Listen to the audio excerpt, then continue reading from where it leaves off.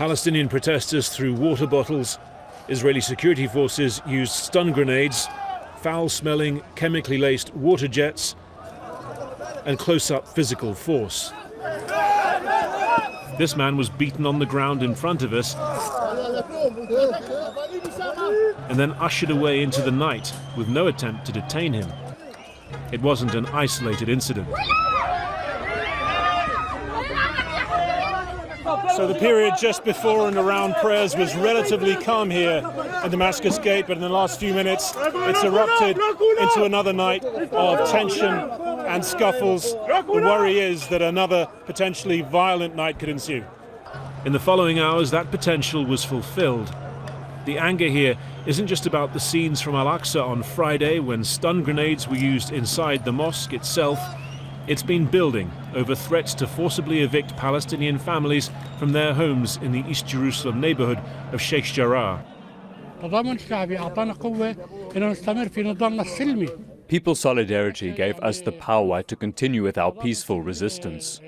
All that we are asking is peaceful solidarity against our eviction. We ask any organization or governments to stand with us and help prevent the forceful evictions in Sheikh Jarrah.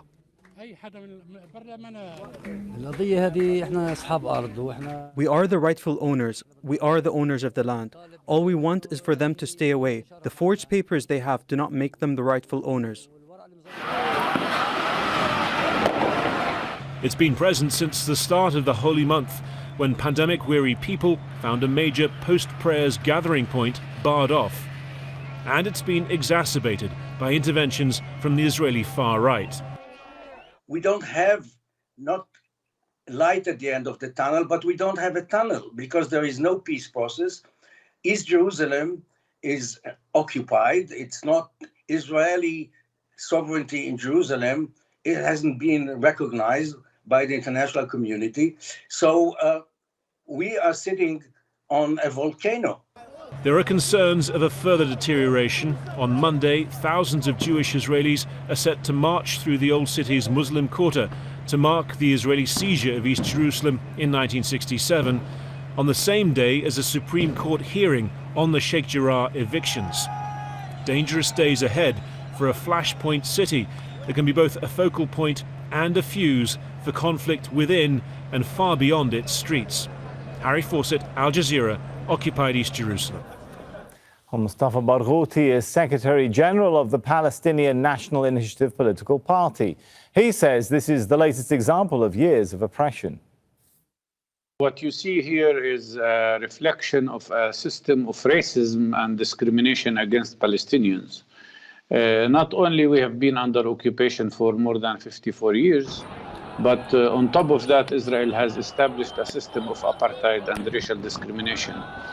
The vast majority of Palestinians today are prohibited from reaching Jerusalem and participating in the prayer in the mosque, as much as the Christians were also prohibited from participating in the Eastern, during Easter time, to be in the Church of Holy Sepulchre.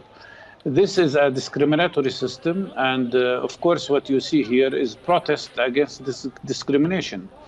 On top of that, Israel, as you have indicated, is trying to conduct ethnic cleansing in one of the major neighborhoods in Sheikh Jarrah. As much as they do